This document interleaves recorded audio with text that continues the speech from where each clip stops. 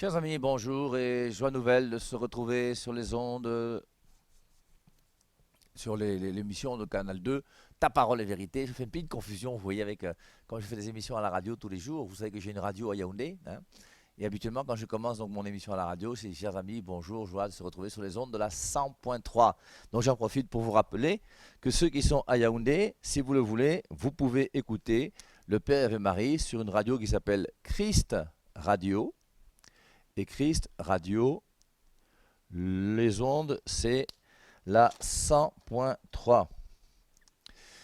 Sinon, ceux qui sont en dehors de Yaoundé, vous pouvez écouter la radio aussi sur un logiciel qui s'appelle Zeno Radio.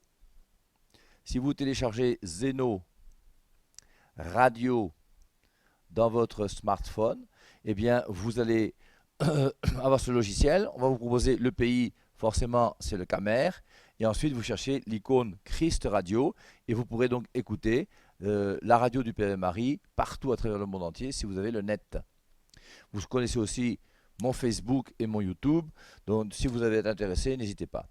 Alors nous, aujourd'hui, on va parler forcément de Noël. Et en parlant de Noël, on va essayer de réfléchir sur cette fête. Et la fête de Noël, c'est quand même une fête très intéressante. Alors, un jour, peut-être qu'on aura le temps de le faire, on essaiera de montrer comment il semble bien, et de plus en plus de gens aujourd'hui le croient, aussi bien des historiens, des scientifiques que des chrétiens, que le Christ est réellement né au mois de décembre. On y reviendra. Et la raison pour laquelle, en général, les gens refusent la naissance du Christ le 25 décembre, on vous dit que c'est parce que les troupeaux de moutons ne peuvent pas, en hiver, se retrouver donc, dans la nature en train de manger tranquillement. Regardez sur votre smartphone dès aujourd'hui, cherchez météo dans la ville de Bethléem. Et vous verrez que météo Bethléem en décembre, ben, il fait environ 14 degrés. Et à 14 degrés, les moutons sont dans les alpages, dans les endroits où ils peuvent circuler sans souci. Et donc, cette raison qui a été donnée par les anglo-saxons est une raison qui ne prouve absolument rien. On peut très bien en hiver avoir des moutons qui se promènent à Bethléem. Ce n'est pas contradictoire. Et il semble bien donc que Jésus-Christ est né le 25 décembre. On ne va pas insister sur les dates, c'est pas ça qui est intéressant. Qu'il soit né le 25 décembre ou le 24 ou le 23, ça ne change rien. Ce qui est important maintenant, c'est de comprendre qu'il est né. Et le fait qu'il soit né, ça c'est très important. Et le fait qu'il soit né, ça veut dire quoi? Ça veut dire que nous, comme chrétiens, nous avons une chance énorme. Et la chance que nous avons, c'est d'avoir un Dieu qui s'est fait chair. J'aime bien habituellement, hein, quand je parle de Noël, essayer de comparer toutes les autres religions qui existent dans le monde entier. Prenez toutes les religions qui existent, les unes après les autres, toutes. La seule religion dans laquelle Dieu s'est incarné, Dieu s'est fait chair, c'est la religion chrétienne. Et c'est pour ça que la religion chrétienne est la religion la plus sûre. Aucun autre Dieu n'est venu sur terre. Quand je pense aux Kamites, qui veulent revenir aux dieux Osiris et Horus, pensez aux Grecs, qui avaient leurs dieux, les Romains, et les Jupiter, et les Zeus, et tout ce que vous voulez. Pensez à toutes les religions qui peuvent exister. Et toutes ces religions, grecques, égyptiennes, tout ça, ce sont des dieux qu'on appelle des dieux mythiques. Et mythique, ça veut dire quoi? Ça veut dire que c'est un mythe. Et le mythe, c'est quoi? Cherchez dans un dictionnaire. Quelle est l'existence que vous pouvez donner à un dieu qui s'appelle Vénus? Le dieu de l'amour chez les Romains, si mes souvenirs sont bons. Bacchus, le dieu du vin. Vous voyez comment on invente des dieux en fonction de ce qu'on vit. Et ce sont des dieux qui sont relatifs à nous, bien sûr. Quelle est l'existence que tu donnes à Vénus? Est-ce que Vénus peut un jour intervenir dans ta vie? Est-ce que Bacchus peut un jour intervenir dans ta vie? Même chose pour Jupiter ou pour Zeus. Ces dieux sont des dieux mythologiques. Quelle est l'existence de ces dieux-là? C'est une existence mythologique, ça veut dire quoi? Ils ont, pour moi, la même existence que à Lucky Luke et Tintin et Milou. À l'époque, c'est un où vous lisiez des Blake le Rock.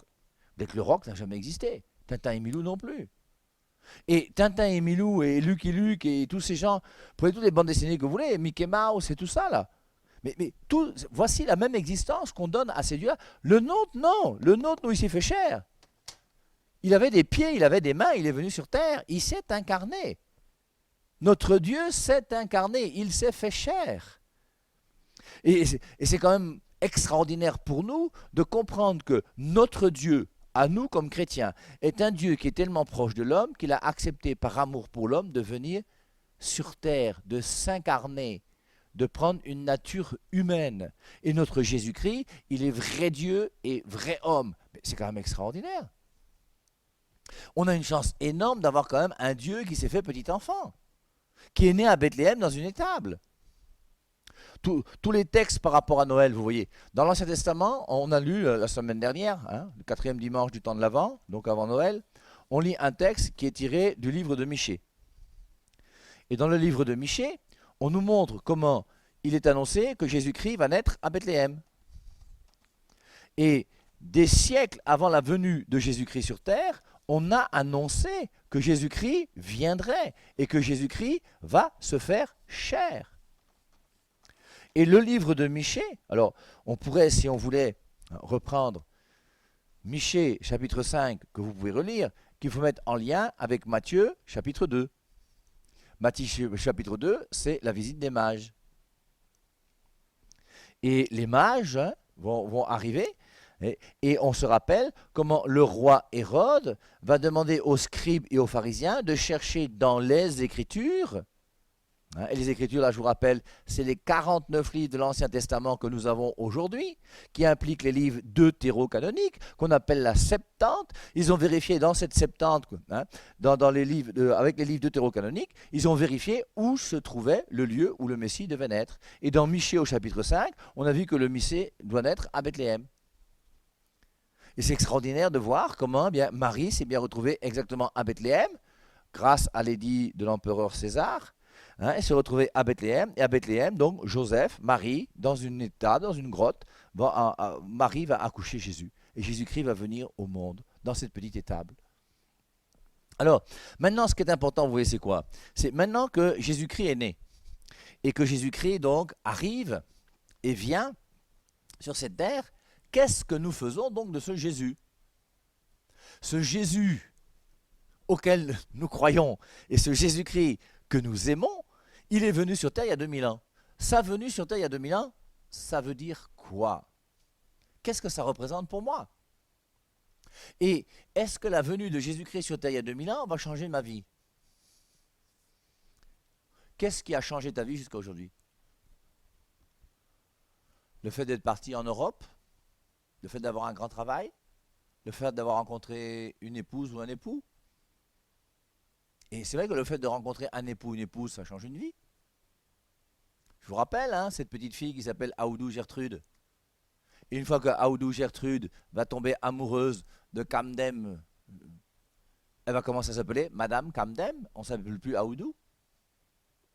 Comme elle était Baya, elle disait Samende le matin, maintenant elle va dire Amgaka. Et donc, elle va changer de culture. Elle sera enterrée à Baham et non plus à Meganga. Et il y a quelque chose qui va transformer sa vie. Et est-ce que ma vie, moi, a été transformée par ce Jésus-Christ qui est venu sur terre un jour?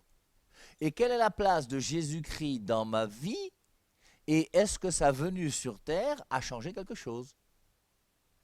Et je vous rappelle que le oui le plus important qu'un homme puisse dire sur terre, ou le non, puisque le oui le plus important, forcément, si c'est non, ce sera aussi très important, c'est ton oui à Jésus ou ton non à Jésus.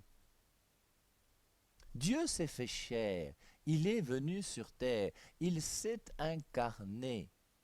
Dans l'évangile de Jean, c'est Jean chapitre 1, le verset 14. Au commencement était le Verbe. Voilà la bonne traduction de Jean 1.1. Je n'aime pas la traduction « au commencement était la parole ». Parce que Jésus-Christ n'est pas la parole. Jésus-Christ est plus que la parole. Parce que la parole de quelqu'un, ce n'est pas la personne. Et Jésus-Christ a existé, il existe éternellement. Il est Dieu, né de Dieu, vrai Dieu, né du vrai Dieu, engendré, non pas créé, etc. etc. Et ce verbe, le verbe, je vous rappelle le mot verbe, dans Jean 1.1, a été pris par notre apôtre Jean dans Apocalypse chapitre 19, le verset 11. Et dans Apocalypse 19, 11, c'est le passage où on voit sur le cheval blanc qui est celui qui va donner la victoire sur Babylone, c'est le Verbe, c'est Jésus. Et ce Jésus qui se trouve sur le cheval blanc s'appelle le Verbe. Et c'est pour ça que Saint Jean, quand il écrit son évangile, en écrivant son évangile, qu'est-ce qu'il fait? Il va reprendre cette révélation qu'il a eue, où on dit que Jésus-Christ s'appelle le Verbe, il va lui redonner ce nom qu'on appelle le Verbe. Et c'est pour ça que Jean 1,1, au commencement, était le Verbe. Et le Verbe était auprès de Dieu, et le Verbe était Dieu. Le Verbe, c'est le Fils, la deuxième personne de la Trinité, qui est Dieu comme le Père. Au commencement était le Verbe, et le Verbe était auprès de Dieu, et le Verbe était Dieu. Et Jean chapitre 1, maintenant le verset 14, le Verbe s'est fait chair, et il a demeuré parmi nous. Et le Verbe est venu sur terre, et il est devenu homme, il s'est incarné. On pourrait relire le passage, vous voyez, où on voit la Vierge Marie qui va faire un tour chez sa cousine Élisabeth. C'est dans Luc, chapitre 1, à partir du verset 39. Et on voit donc, en ces jours-là, Marie se leva et s'empressa d'aller vers les montagnes dans une ville de Juda. Elle entra dans la maison de Zacharie et salua Élisabeth. Dès qu'Élisabeth entendit la salutation de Marie, son enfant tressaillit dans son sein. Élisabeth fut remplie d'Esprit Saint et s'écria d'une voix forte, « Tu es bénie entre les femmes et le fruit de ton sein est béni. Comment m'est-il accordé que la mère de mon Seigneur vienne chez moi? Car voici, aussitôt que la voix de la salutation a frappé mes oreilles, l'enfant a tressailli d'allégresse dans mon sein. Heureuse celle qui a cru à l'accomplissement de ce qui lui a été dit de la part du Seigneur. » Ce texte est très joli et très important pour essayer de justifier notre dévotion mariale. On voit comment Marie va aller voir sa cousine Élisabeth, et le fait que Marie se déplace pour aller chez sa cousine Élisabeth, ce qui est un acte de charité fraternelle bien sûr, première conséquence, l'Esprit Saint est reçu par Élisabeth. Marie, en venant chez Élisabeth, donne l'Esprit Saint à Élisabeth. Nous tous, nous cherchons l'Esprit Saint. Quand vous priez, demandez l'Esprit Saint au Père, il vous le donnera. Et nous tous, nous voulons l'Esprit Saint. Et une manière de recevoir l'Esprit Saint, c'est d'accueillir Marie chez soi. La preuve, c'est ce qu'a fait Élisabeth, c'est biblique, je ne fais que vous lire les Saintes Écritures. En ces jours-là, Marie se leva et s'empressa d'aller vers les montagnes dans une ville de Juda. Elle entra dans la maison de Zacharie et salua Élisabeth. Dès qu'Élisabeth entendit la salutation de Marie, son enfant tressaillit dans son sein. C'est bien la venue de Marie qui fait que l'enfant tressaille. L'enfant est dans le sein depuis longtemps, ça fait 6 mois qu'il est dans le sein d'Élisabeth, mais il ne tressaillait pas encore.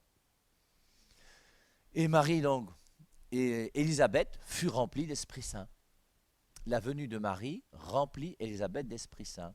Et donc, maintenant qu'Élisabeth est remplie d'Esprit Saint, elle s'écrie d'une voix forte, « Tu es bénie entre les femmes, et le fruit de ton sein est béni. » Et Élisabeth a une parole de connaissance.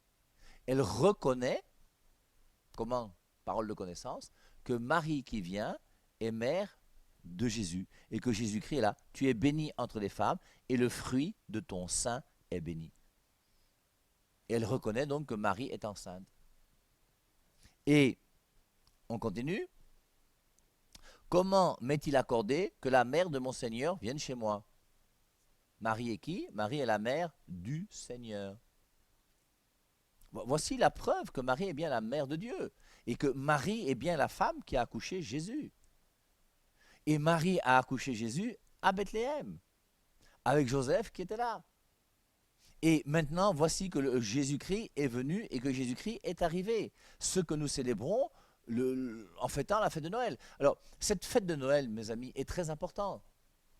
Je vous rappelle, comme je l'ai déjà dit plusieurs fois, et je souhaiterais de tout cœur que nous, en tant que chrétiens, je mets tous les chrétiens, même les non-catholiques, qui célébrons Noël, nous puissions célébrer les cadeaux un autre jour que Noël. Vous les parents qui m'écoutez, si vous voulez éduquer vos enfants d'une manière chrétienne, faites-leur comprendre que Noël, c'est pas premièrement le Père Noël avec son petit chapeau rouge, sa barbe blanche, des chocolats, un arbre avec des guirlandes et des boules. C'est pas vraiment ça Noël. Noël, c'est pas ça en premier lieu. Noël, c'est la venue de Dieu sur terre. Et Jésus-Christ s'est incarné, Jésus-Christ s'est fait chair. Philippiens 2, 6. Je vous lis. Lui, de condition divine, ne retint pas jalousement le rang qu'il égalait à Dieu. Il s'est anéanti, il s'est humilié, il s'est diminué, il est devenu homme. Il est de condition divine, il s'est fait chair. Il est Dieu et il est homme. Et donc, il faut maintenant que nous-mêmes, nous puissions célébrer cette fête chrétienne en vivant cette fête chrétienne d'une manière vraiment spirituelle. Et c'est pour ça que personnellement, une fois de plus, je vous dis et je répète que je souhaiterais, et je sais qu'il y a des gens qui m'écoutent et qui le font. Il y a même des gens qui m'ont remercié. Il y a même des gens qui m'ont dit, mon père, ça fait déjà 3 ans que nous n'offrons plus de cadeaux à nos enfants le jour de Noël. Mais nous offrons les cadeaux le jour des rois mages. Et le jour des rois mages, on offre des cadeaux aux enfants. Et on fait une fête ce jour-là. Comme on a fait une fête le jour de Noël, on fait aussi une fête le jour des rois mages. Et au moins le jour de Noël, la fête que l'on fait est une fête dans laquelle on célèbre premièrement la venue du Christ et non pas premièrement les cadeaux. Il faudrait tuer cette fête commerciale de Noël. Alors, c'est pas mauvais de faire des cadeaux, hein, c'est pas mauvais. Mais si tu veux vraiment que ton enfant soit quelqu'un qui soit vraiment spirituel et chrétien et qu'il comprenne l'importance de ce qu'est une vie chrétienne, il faut prendre les moyens. Et je vous assure que tous les foyers dans lesquels un père de famille chrétien, une mère de famille chrétienne s'engagent à ne pas offrir de cadeaux à leurs enfants le jour de Noël, vous allez fortifier vos enfants. Ils vont d'abord se poser des questions, hein. Et le jour où il y aura Noël, que tous leurs camarades auront eu des cadeaux, et eux vont dire, moi je n'ai pas eu de cadeau. Ils vont attendre les rois mages. Quand ils auront les rois mages, qu'ils auront leurs cadeaux, au moins ils sauront déjà qu'ils sont quand même satisfaits, ils ont des cadeaux comme les autres. Mais au moins tu leur fais comprendre que parce que nous sommes chrétiens, parce que nous croyons que Jésus-Christ est réellement Dieu, eh bien nous ne vivons pas comme les autres. Et nous ne pouvons pas, nous, en tant que chrétiens, vouloir faire de cette fête de Noël une fête plus commerciale que spirituelle. Il y a des gens qui sont beaucoup plus inquiets pour les cadeaux que pour la messe de Noël. Hein. Quelles sont les familles même dans lesquelles le jour de Noël, le père se retrouve avec la mère et les enfants pour faire une prière commune? Moi j'ai reçu des cadeaux tous les Noëls de ma vie, hein. Sauf depuis que je suis religieux. Depuis que je suis entré à la vie religieuse en 1982, il n'y avait plus de cadeaux à Noël, bien sûr.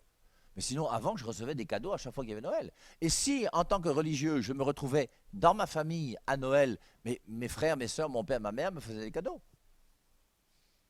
Mais j'ai jamais vu mon père et ma mère s'arrêter le jour de Noël pour dire qu'aujourd'hui, ensemble, nous allons prier, nous allons réfléchir sur ce mystère de Noël. Et qu'est-ce que ça veut dire pour toi que Dieu s'est fait chair ? Et si on méditait davantage le mystère de l'incarnation, je crois qu'on gagnerait à mieux comprendre pourquoi la religion chrétienne est la meilleure de toutes les religions qui existent sur la terre. Le Christ est venu sur terre. Il s'est incarné. Il a pris des mains. Alors là, c'est les mains d'un vieux de 60 ans. Mais si on avait pu avoir les mains d'un bébé. Si j'avais su, même je n'aurais pas apporté un bébé ce matin. Et on aurait mis un bébé là. On dit, voilà, Dieu a été bébé comme ça. Dieu a été accouché par Marie. Marie l'a allaité. Marie lui a fait un petit bisou. Marie a pris ses petites menottes. Elle a lavé, elle a langé, elle a changé. Dieu s'est fait chair. Et comment toi, tu peux avoir peur d'un Dieu qui vient sur terre en acceptant de devenir d'abord petit enfant? C'est pour ça que vous voyez, la dévotion à Jésus-Christ, petit enfant, c'est une très belle dévotion. La dernière fois que je suis parti en Terre Sainte, j'avais été marqué, je crois que c'était à Nazareth. Il y avait un endroit dans lequel on voyait des images de Jésus lorsqu'il avait 8 ans, 14 ans, 16 ans. Et c'est vrai, on ne parle jamais de Jésus-Christ lorsqu'il a 14 ans ou 16 ans. Et pourtant, il a eu 14 ans, il a eu 16 ans. Il puisait l'eau, il allait au champ, je ne sais pas ce qu'il faisait, moi il faisait comme tout le monde. On le voyait là, dans ces images, là, petit garçon en train d'apprendre avec un maillet à travailler le bois avec Joseph qui était là et qui le regardait, qui lui apprenait à faire. Il s'est fait chair. Il a habité sur la terre, il s'est levé le matin, il s'est baigné, il a dansé, il a bu la bière, il a bu le vin, il, a, il s'est rasé la barbe. Il n'avait pas de dentifrice à l'époque, mais il se brossait les dents, je ne sais pas comment. Simplement, Dieu s'est fait chair. Et c'est quand même un grand mystère, très grand mystère. Et surtout que quand on voit, il s'est incarné. Et il s'est incarné pourquoi? Afin de mourir pour nous sur la croix. Qui est mort pour toi? Qui veut ton salut? Il n'y a que Dieu seul qui peut vouloir ton salut. C'est pour ça que le mystère de l'incarnation va être lié directement au mystère de la rédemption.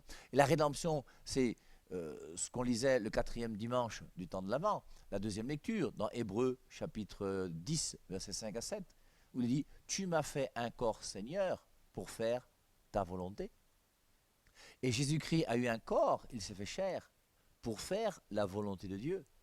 Et la volonté de Dieu, c'est quoi?